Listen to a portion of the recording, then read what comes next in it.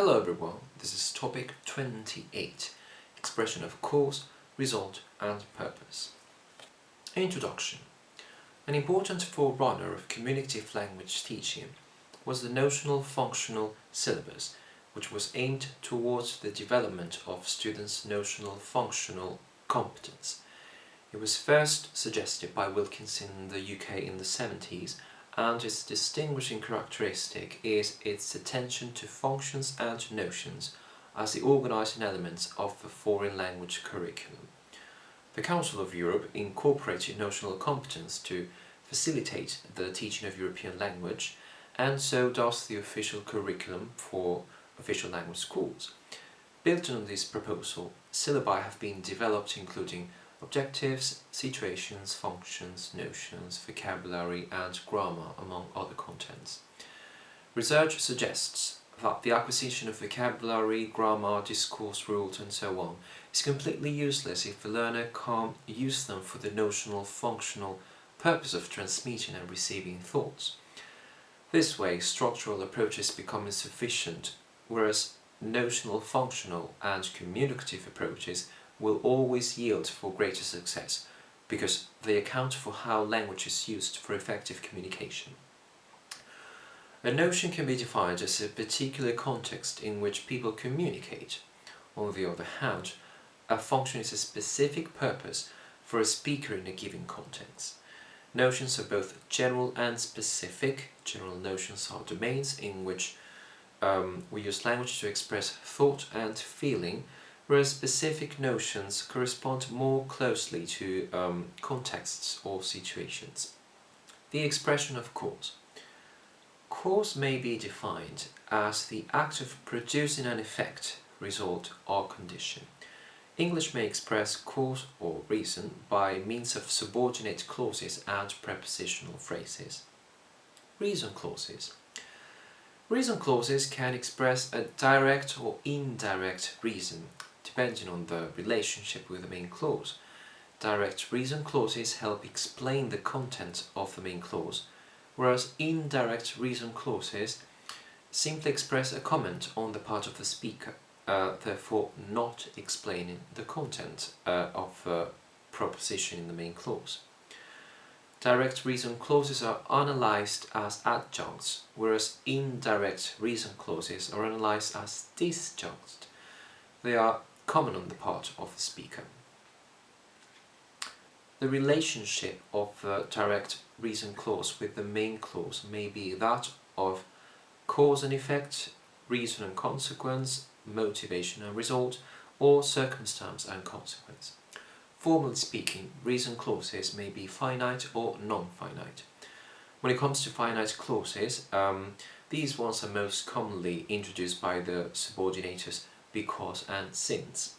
Other subordinators would include as and for. Peculiar conjunctions would be now, that and simply that. Non-finite clauses expressing reason are introduced by participles. Some clauses can also be introduced by with. In participle clauses, the subject is assumed to be identical in reference to the subject of the main clause. In this sense, there might be a distinction between absolute and dangling participles.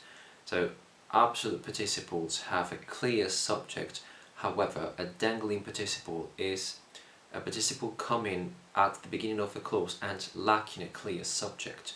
Prepositional phrases. Phrases of cause, reason and motive answer the question why. They are phrases with items such as because of, on account of, for, from, etc. The expression of result. Result refers to the act of happening because of something else that happened first. Result is most readily expressed by means of clauses, which are always analyzed as adjuncts and introduced by the subordinators, so that if it's a formal context, or so if it's informal. In one type of comparative clause, the clause also expresses result, the pairs of correlatives so that and such that introduce constructions that combine the notion of sufficiency or excess with the notion of result. Result and purpose clauses are closely related both in meaning and in subordinators. The chief semantic difference between them is that result clauses are factual rather than hypothetical. So both express result, but in the result clause the result is achieved, whereas in the purpose clause it is yet to be achieved. That's why purpose clauses require a modal auxiliary, but result clauses do not. When it comes to their intonation, is also completely different. Result clauses are preceded by a comma and a pause in speech, and a final difference is that purpose clauses can either precede or follow the main clause, whereas result clauses always come in end position. The expression of purpose. Purpose may be defined as the intention, aim, or function of something. English may express purpose by means of subordinate clauses and prepositional phrases, purpose clauses. So purpose clauses, which are always analysed as adjuncts, are generally used with an infinitive form and may be introduced by in order to or so as to. This purpose infinitive is used when we have a unique subject in both the main and the subordinate clauses. Finite clauses are introduced by the subordinators so that, so, in order that. These are used when the subject is different in the main and subordinate clauses, or when the original subject is stated again.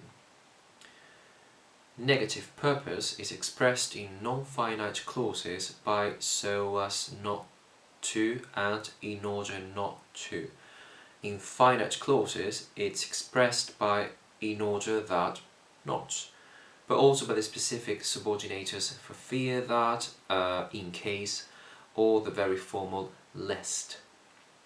It's very important to bear in mind that purpose clauses have putative meaning, which means that they express something hypothetical. That is why they very often insert a modal verb. The most common are can, could, may, might, etc. The main preposition indicating purpose is undoubtedly for.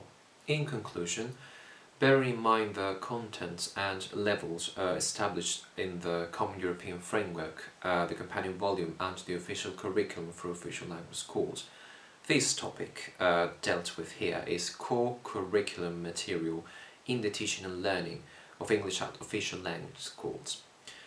The expression of course is introduced in the early stages of learning through the basic connector because the expression of result and purpose, however, are somewhat more complex and already require a more advanced stage of language learning. In notional functional syllabi, notions and functions like the ones covered in this topic are the organizing elements of the curriculum, whereas grammar is attended to only in that it explains the various forms used to accomplish certain functions. Therefore, the functional notional approach offers an alternative to the treatment of linguistic competence. Instead of starting from language forms and their meanings, it starts from a systematic classification of communicative functions and of notions, which can be general and specific, and secondarily deals with forms, lexical and grammatical, as their exponents. The attention is therefore placed on functional and pragmatic communication. Notional functional syllabi have become popular underpinnings for the development of communicative textbooks. A typical unit would include a presentation of dialogues, conversation, practice, etc. The success achieved so far indicates that many practitioners find it more advantageous to go from meaning to form rather than the more traditional practice of organizing progression in purely formal terms. What remains clear, nevertheless, is that a language learner needs to acquire both forms and meanings. Thank you so much for watching. Feel free to check out the rest of the topics, like, comment, subscribe, whatever, and I'll see you in the next one.